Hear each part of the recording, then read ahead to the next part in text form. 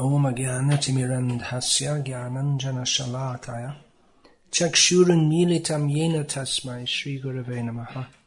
Translation and purport by His Divine Grace Srila Prabhupada. The bull was as white as a white lotus flower. He was terrified of the Shudra who was beating him, and he was so afraid that he was standing on one leg, trembling and urinating. Purport. The next symptom of the age of Kali is that the principles of religion, which are all spotlessly white, like the white lotus flower, will be attacked by the uncultured Shudra population of the age. They may be descendants of Brahmana or Kshatriya forefathers, but in the age of Kali, for want of sufficient education and culture of Vedic wisdom, such a Shudra-like population will defy the principles of religion, and persons who are religiously endowed will be terrified by such men. They will declare themselves adherents of no religious principles, and many isms and cults will spring up in Kali Yuga only to kill the spotless bull of religion. The state will be declared to be secular or without any particular principles of religion, and as a result there will be total indifference to the principles of religion. The citizens will be free to act as they like, without respect for sadhu, shastra and guru. The bull standing on one leg indicates that the principles of religion are gradually diminishing. Even the fragmental existence of religious principles will be embarrassed by so many obstacles, as if in the trembling condition of falling down at any time. The bull referred to here is the personality of religion, dharma, personified. He is standing on one leg. So this indicates that of the four legs of religion, the four legs of dharma, only one is left in Kali Yuga. The four legs are mercy, truthfulness, cleanliness and austerity. And only truthfulness is left in Kali Yuga. Now we may say, well, what truthfulness? Where's the truthfulness? But at least, is my analysis, at least people have some feeling that there should be truthfulness. That much is there. Whereas austerity is practically a defunct word. Did you ever hear the word austerity during your growing up life? Has anyone even heard of it? There's no idea.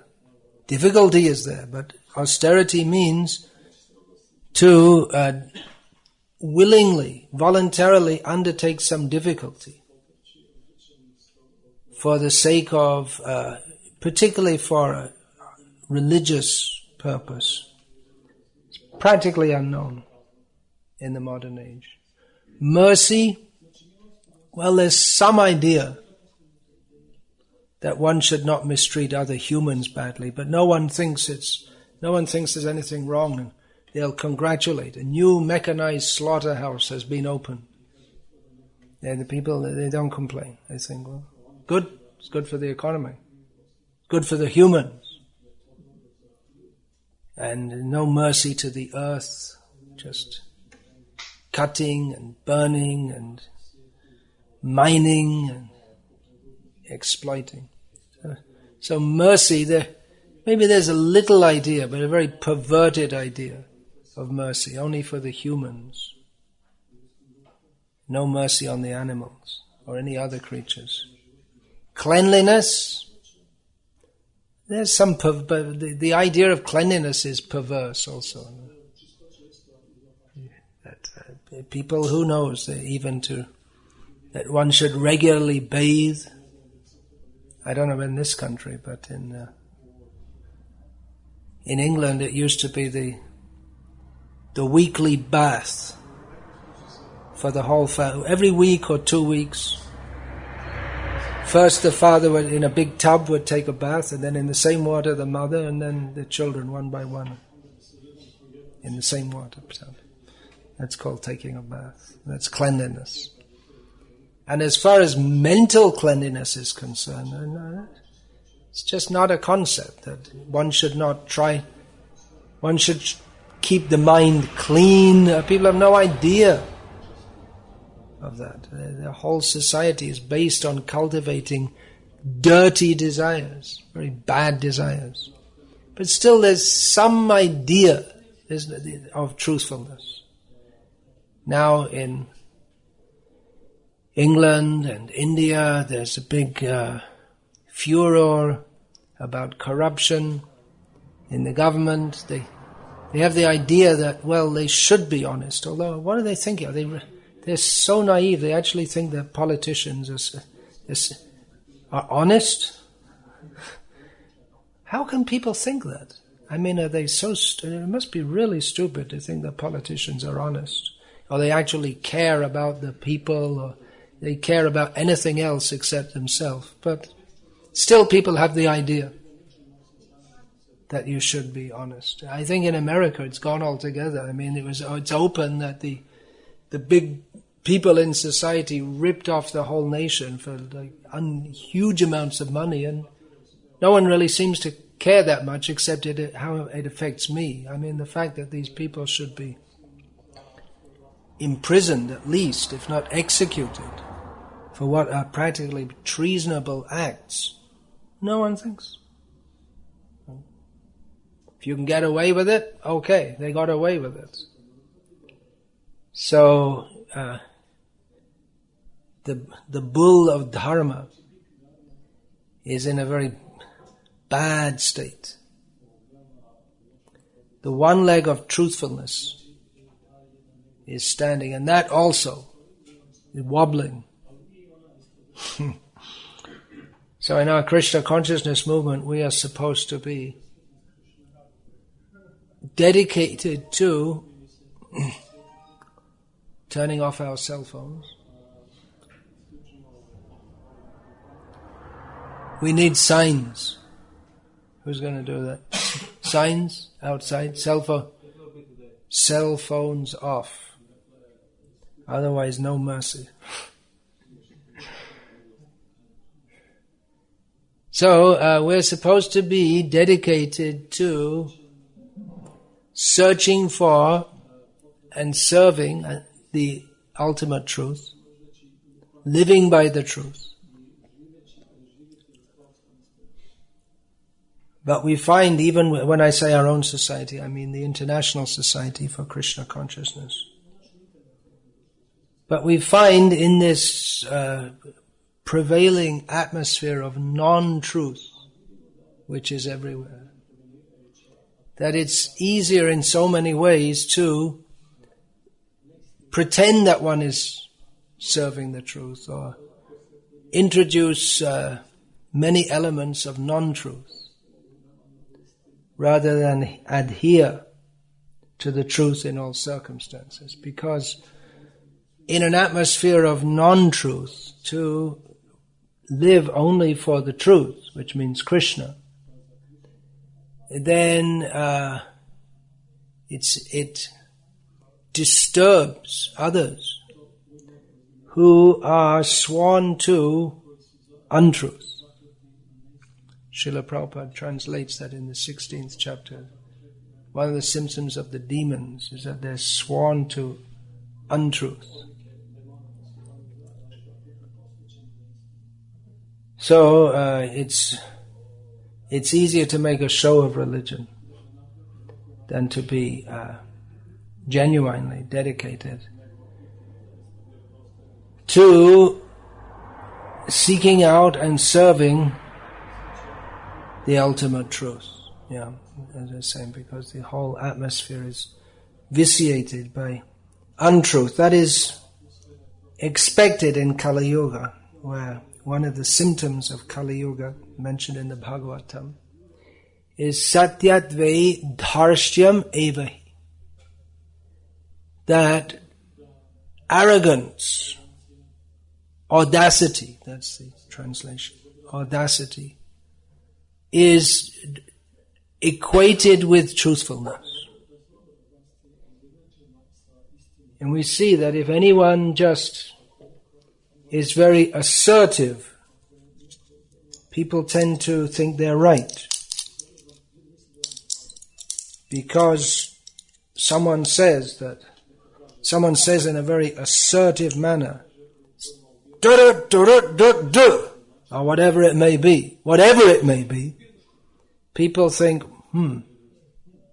must be right, because he seems to be very convinced. People have lost their faculty for intelligent consideration. Lazy, that's one of the symptoms of Kali Yuga. Alasya, laziness. So they don't want to take the trouble of trying to think or understand. Very primitive culture. It's amazing how they actually promote, and it's another symptom of untruthfulness, that they promote modern society as being the most advanced ever, where people are actually living on a very animalistic level of whatever immediately satisfies them.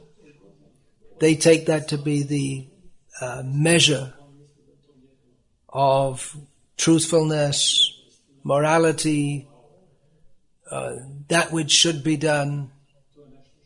And you can, just like, for instance, a very simple example, smoking a cigarette. So that's killing you, but immediately, very nice. People think very nice. So foolish. So that mentality is pervasive throughout all of society. People think that, well, if I can feel good just for a moment, then what happens the next moment, you don't have to think about it. The whole society, destroying the whole ecosphere, just for some, can cause literally thousands of years of disturbance in the whole ecosystem, just for some immediate gain. So foolish, so exploitive, and so stupid. This is a modern society. And what is promoted as factual is just because it's promoted, people take it to be correct. People take it to be true. The whole society, again, based on exploitation, that let us develop, build more buildings, have more opportunities for sense gratification, and everyone just goes along with it. Just like at this time of year, there's a whole lemming line from Germany, a line of lemmings. Never heard of lemmings? Lemmings, Lemuria, famous. Yeah, a little. From Germany and other such advanced countries down to Croatia. And the fact that you're stuck in traffic jams for about 2 days going each way, and that it's 1 year it's all rainy and cold, another year it's so hot and you can't even go in the ocean, and anyway it's miserable. And no one thinks, they just can't, okay, it's time of the year, get in the car, drive down and go back again. And no one thinks that this is actually miserable. But they just go. Now it's the time of year to do it. Drive our car down and suffer. So everything about modern life is just miserable. I mean, I can't think of anything that's not miserable. But people just think, oh, well, that's the way it should be. Everything's a myth. It's just promoted as being correct, and right and proper, but it's not. Again, the most prominent thing in modern life, spend money, enjoy sex, all these things, but where's the pleasure? What's the benefit? It's just a very low animalistic consciousness. And people in many cases they don't even mind. They're shameless in promoting untruth, or they're so attached to untruth that they can't even begin to think of truth. Just like the neo-Darwinian evolutionary theory. Even though there's so much evidence to, at least one should question it. If one is open, if one is actually scientifically minded, at least one should question it. But they cannot brook even any questioning of it. Anyone who tries to question it is just thrown out of the academic system, crushed, which goes to prove that the survival of the fittest. We're in charge here, we're in power, and if you disagree with us, you don't survive. And anyone who doesn't agree with that, they're just branded as mavericks, or they're not real scientists. And people tend to believe what they want to believe, to face up to the fact that actually Darwinian evidence, the scientific evidence doesn't fit it. So the scientific evidence doesn't fit the theory. Okay, we'll just take the evidence that does and throw out the rest.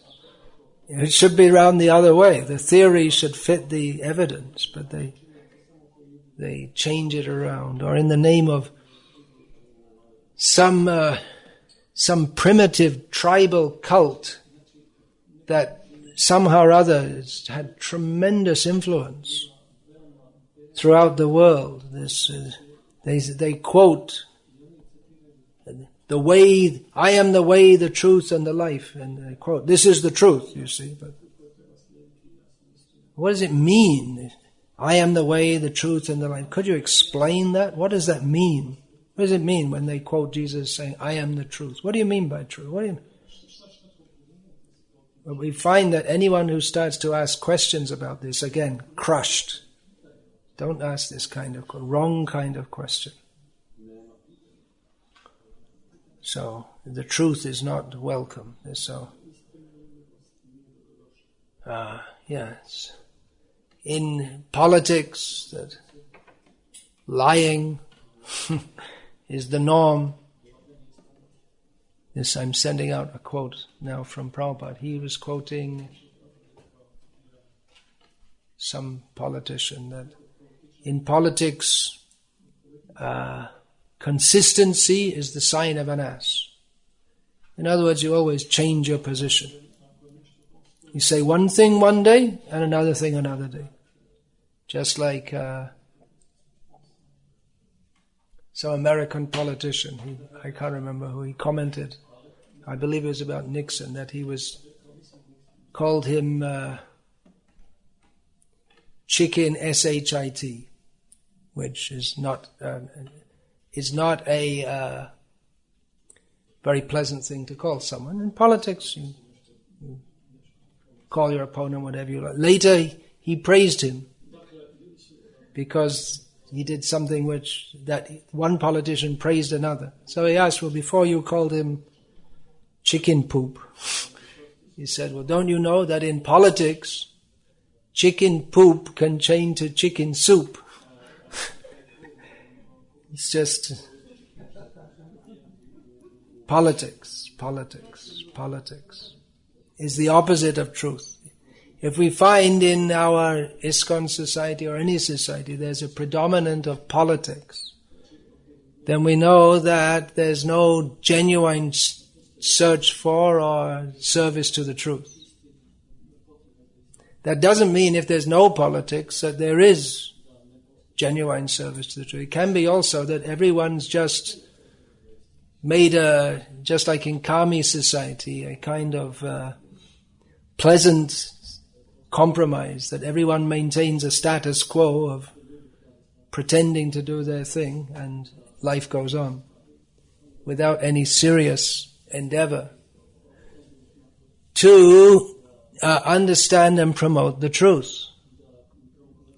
So, we see that everywhere untruth is promoted as truth. In the schools, school means where you go to learn what people want you to think so that they can exploit you. And that you can live your whole life thinking that I'm living such a good life, things are going on great, when actually you're just being exploited. That's a school. TV means more indoctrination. The whole society, everyone's just promoting untruth. Those who have the power, they can say whatever they like, because might is right. This satyat dharsya mevahi dharsya. I looked that up in the Sanskrit dictionary. So audacity is one meaning. Another is violence. So if you're in control, you can promote whatever you like as the truth. Just like during the communist regime in Russia, the newspaper, I believe there's only one, was called Pravda, which I think you all have in your Slavonic languages. It means the same thing, similar. Truth. So truth means whatever you want it to be. If you're in control, you just say whatever you like. And people have to believe it, because as another great proponent of the truth, according to Kali Yuga, Mao Zedong, as he said, that power comes out, Power comes out the barrel of a gun. So if you don't believe what's in the newspaper, then that's it. That's the end for you. So truth is tailored to the desires of, or they think that they can just manipulate, and truth will be whatever people want them to believe. In the Western world, if they speak about North Korea, they speak about how it's a dictator state, and the dictator, he just programs the people to think like that. But they're doing the same thing, just in a more subtle way in the Western world. This whole thing about education, I mean, they say that you have freedom, but once you've been through the education system, practically you don't have freedom. Because they've already molded your way of thinking so that you're not open to the truth. I mean, naturally, young children, they're open to questions.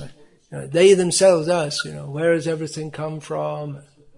They'll ask very good questions, but the few years at school and they won't even think of such things, because the school has the main purpose of the school, which is, it's so well fashioned that even the people in the education system, they don't even understand it themselves. But the main purpose of the school is to crush people's, the natural tendency of the human being to search for the highest truth. It's crushed by the education system. It's anyone thinks like that, then there's something seriously wrong with him. And in the totalitarian system, they'll just, this kind of question is considered very dangerous. So in the so-called free world, they say, yes, it's good to search for the truth. You see, find out the truth. What's really going on in the government? Find it out. Expose them.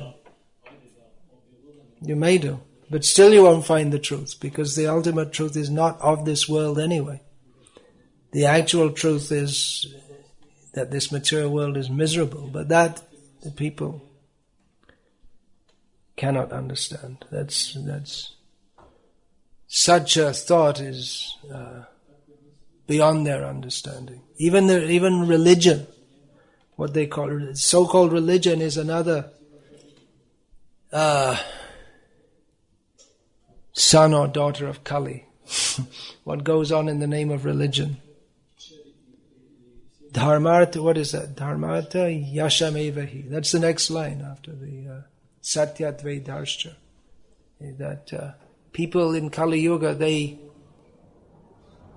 practice religion just so that people will respect them.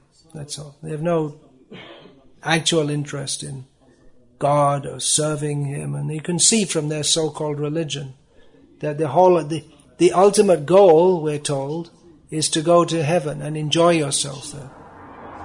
The fact that we're eternal servants of the Supreme Personality of Godhead, just no idea of any such concept. Far, just no idea. And even religion, they'll promote by lies. I mean, that's a standard part of Christian missionary infiltration in many countries. That they undermine the local culture by promoting all kinds of lies about it, so that people lose faith in their own culture, and then they come in with their the way, the truth, and the light. This is the only way. So they don't mind promoting so many lies. Just like in India, there's this myth that Saint Thomas, one of the first apostles, came to India and preached there. Now the Catholic Church, for years, they said actually this isn't true, but now they've changed. All of a sudden it's true. It wasn't true, now it's true. And the Protestant churches, they don't mind whether it's true or not. They just promote it like anything. They promote. Yes, you see, the original culture of India was Christian. That's what they say. Sanskrit, this all came from Saint Thomas introduced this. That's what they say. No such person ever came to India, but anyway, he founded Sanskrit. It's just completely bogus, but because they have money, they're promoting, and it's becoming disseminated, and the local politicians find it useful to promote that for their own political purposes. Aryan invasion theory was founded not on the basis of studying any evidence, but on the European need to denigrate Indian culture. And the European political need and some psychological need to show that they're superior.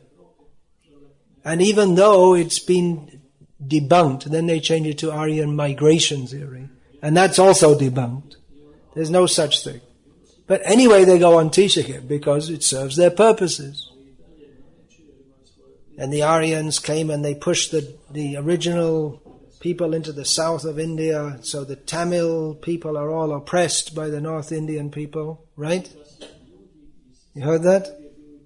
And that's what they believe, because that's what they teach them. It's in the lies that they're taught in the education system. So truth is suffering. One leg is being battered. The aim of this Krishna conscious movement is to present the absolute truth, Krishna. It's very difficult in an atmosphere where everyone is living a lie. Everyone, they don't know who you are. Everyone has adopted a persona. Persona. That's a word which comes from Greek. It means an actor's mask. So an actor has a mask, and then you don't know who he is. He has assumed a different personality, so people do that. They don't know who they are. They assume some kind of personality just to hide themselves from the truth of the fact that we are all servants of Krishna. So people are attracted to that, although they say we like truth, we like goodness. But actually in this material world, people are attracted to untruth because that's the principle on which we come to this world. The principle we come to this world is to deny the truth of our eternal relationship with Krishna. And though we like to speak of truth and goodness, actually we're all rascals. Because we're avoiding Krishna. We don't really want the truth. Although everyone will try to justify themselves. Hitler, he didn't just go out and start killing people left, right and center. First of all, he wrote a book of philosophy, of sorts, in which he stated all the reasons, the good reasons for which Jews and others deserve to be killed. So he gave good reasons, at least he thought it was good reasons. And he was able to convince others that this is the right thing to do, to oppress and kill Jews and others. And Churchill also, who Srila Prabhupada said was the biggest demon of the Second World War. Many people have difficulty with that statement. But the fact is, Churchill's side won the war, so definitely he's going to get a better propaganda than the side that lost the war. It's like they had after the war in Nuremberg, the trial for war criminals, but all the war criminals were on the losing side. There were no bad guys on the winning side. So Churchill, he said, history will treat me kindly because I plan to write it myself, which is what he did. He wrote the history of the Second World War or something like that. He wrote the book himself. And all his nefarious deeds, such as arranging for the starvation of literally millions of Indian people, and firebombing Dresden to gain no military purpose, but simply to burn to death untold thousands of people. That kind of thing doesn't get featured. So like that, it's whoever has the power, he has the truth. Nowadays what's called truth is what you're indoctrinated with.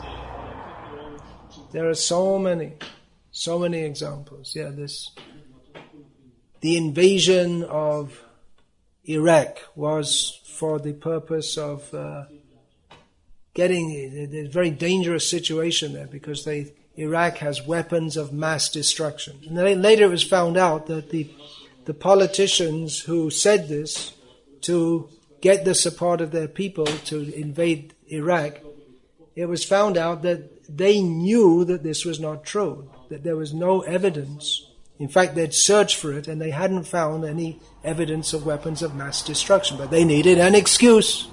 And later it was found out they were lying, and life goes on. Life goes on, and such people are honored as great leaders of the nation, leaders of society. So, yeah, the Krishna conscious movement is supposed to promote the ultimate reality, the ultimate truth, who is Krishna, our relationship with Krishna. It's actually a very easy thing to understand. It's not, this philosophy of Krishna consciousness is actually not difficult to understand. I mean, you can get into all kinds of detailed abstrusities, but subtleties. But I mean, it's basically very easy to understand. We're not the body. Whew, that's a great relief to know that. We're eternal living beings. We don't belong in this world, which is a place of suffering and hypocrisy. We belong in the spiritual world with Krishna, who is the Supreme Personality of Godhead. He is the supreme enjoyment. We are not the center. He is the center. Very easy to understand. But it's very difficult for people because their whole way of thinking is so perverse, so difficult. No concept of what actual reality is. So, Srila Prabhupada here in the purport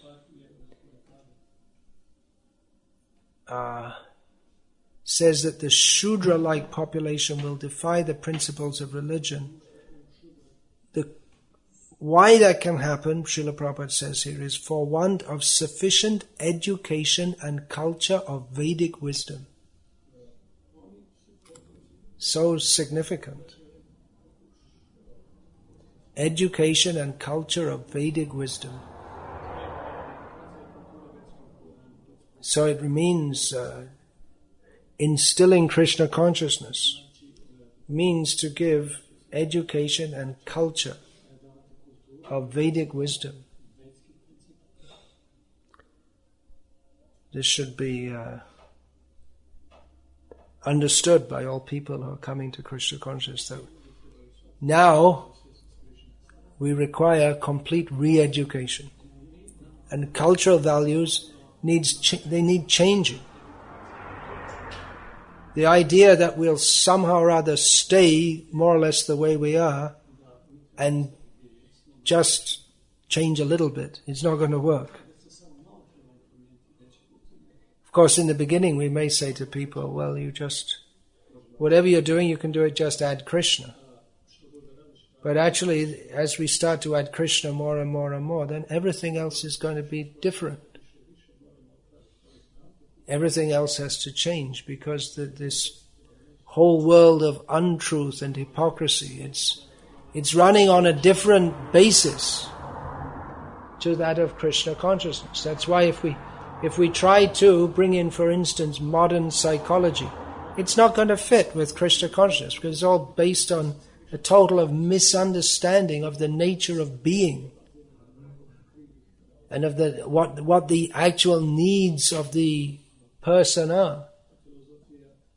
So it's not going to work. It might seem that they're very learned, but actually we see the last 100 years or so has been the time when people have looked, instead of looking to spiritual leaders or moral guidance, they look more to sociologists, anthropologists, especially psychologists. So if they really know what's going on and they know then what's good for humans, then things should have got a lot better. But we just see the last 100 years have been just a complete disaster for human society, and people are significantly more unhappy day by day. And the moral standards down. What would be considered very wrong a short time ago, now they're just considered normal. And people think, just like a couple of days ago, around the world, they're having these sluts marches. Slut is an English pejorative term for a prostitute or a woman who is. You must have terms in your language. There's so many words for prostitutes, or loose women, or like that. Tart, and slut is a pretty bad one. So what happened was, in Canada, some police officer said to some woman that something like, well, you can, if you don't want to get raped, then don't dress like a slut, something like that. And then that somehow or other that became famous, and then they organized all over the world saying that, we'll dress as we like, and you just don't rape us. Like that. So that's the idea. So the idea is that you dress in a manner that's intended to attract men sexually, and then when they rape you, or no, you're not even raped, just make some comments or something like that, and then you get all upset. you see, and talk about nasty men and all this kind of thing. But it actually makes sense that if you don't want to get sexually abused, you don't invite it. But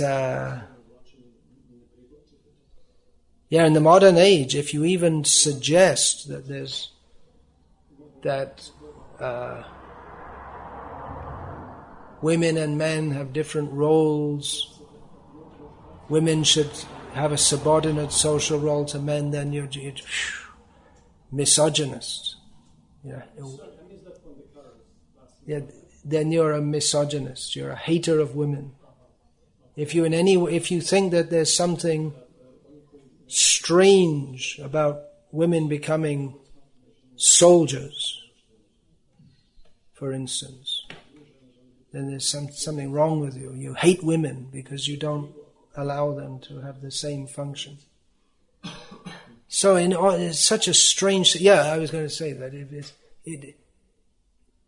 that for women to walk around with, practically naked, that's considered normal. I mean, the Croatian economy runs on that, right? The beaches. That's considered normal, that people just go around, and that men and women, the main purpose of their life is to cultivate sexual attraction toward each other. That's just considered normal, whereas not such a long time ago, even in these countries, there was understood there's something intrinsically wrong with that. But what was, even there was some understanding of what is right and wrong, but that's gone now.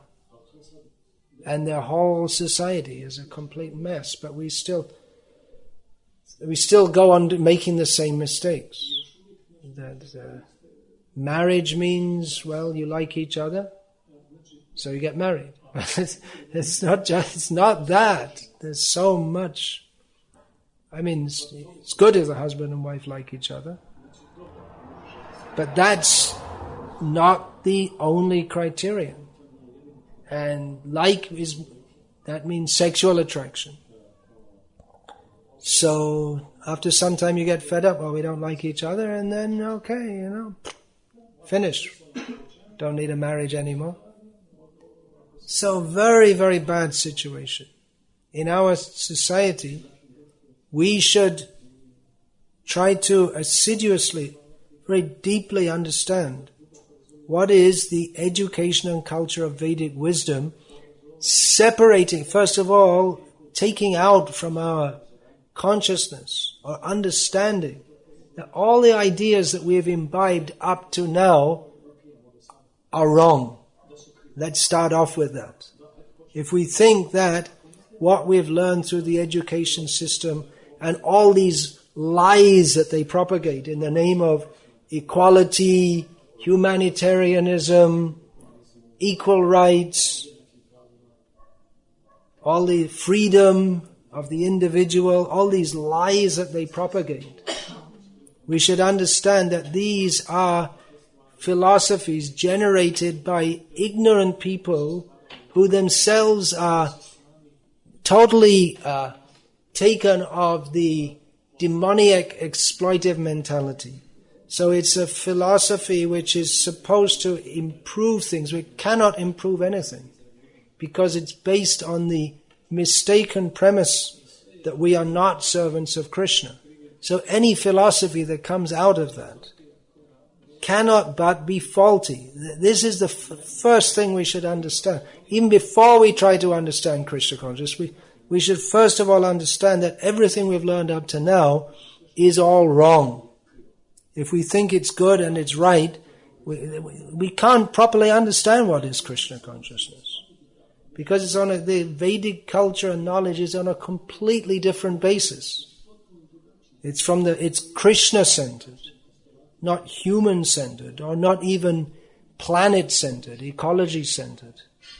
It's based on a completely different understanding, and all other understandings, even the so-called religious ones, that are not on the basis of understanding that Krishna is the supreme enjoyer and our purpose is to serve Him, they are necessarily propagators of untruth, however much it may appear to be truth.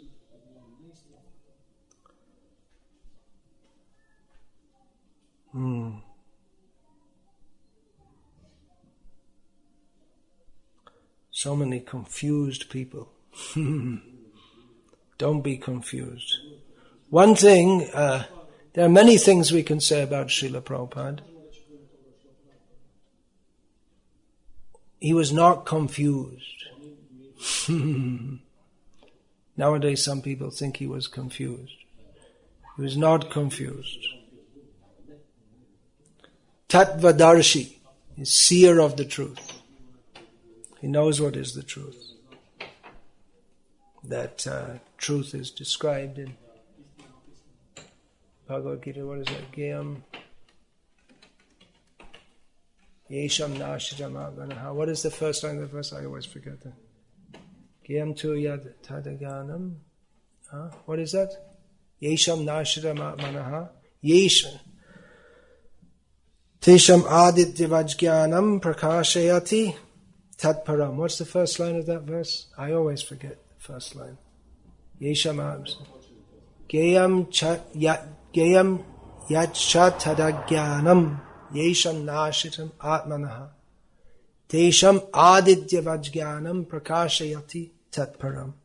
When one is enlightened by the knowledge which destroys ignorance, then one can see everything just as when the sun rises.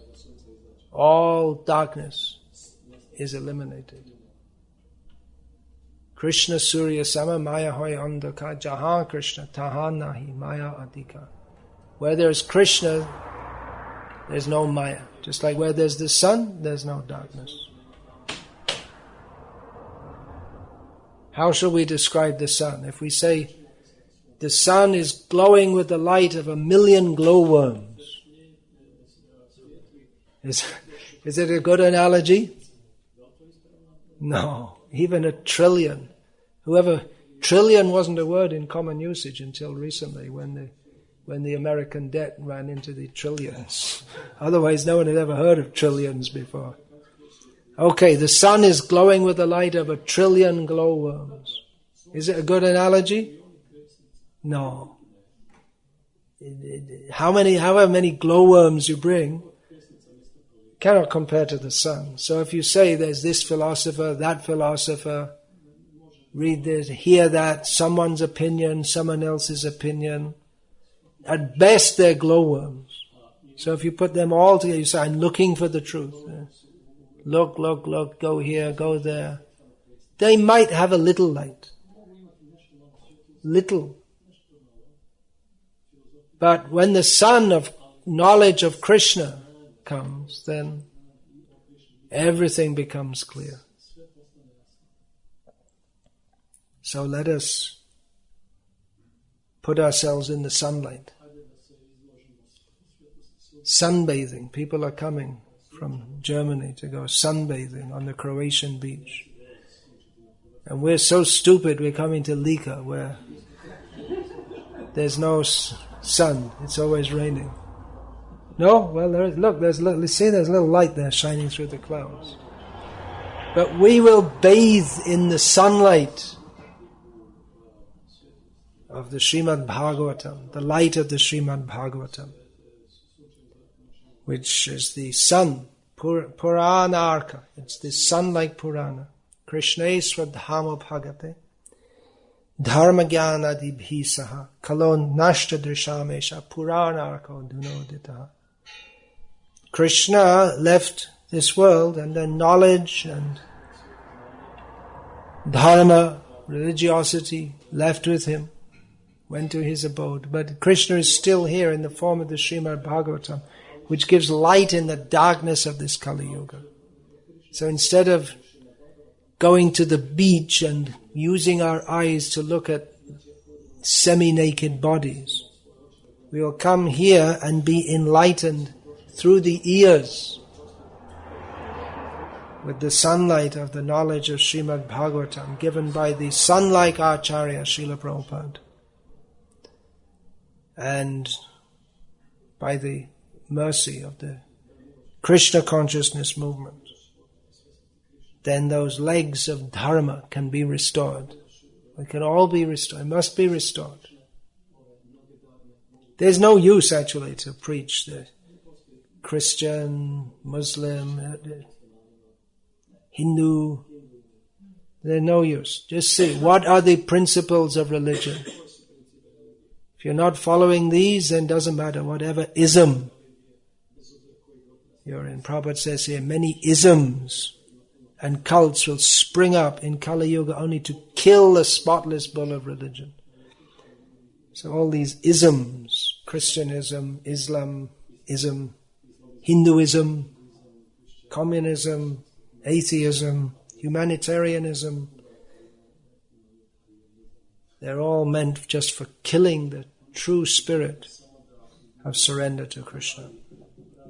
So let us bathe in the sunshine of Srila Prabhupada's pellucid instruction. That pellucid means clear and bright. And spread that light. Hare Krishna. Any question about this? No question. All right. Hare Krishna.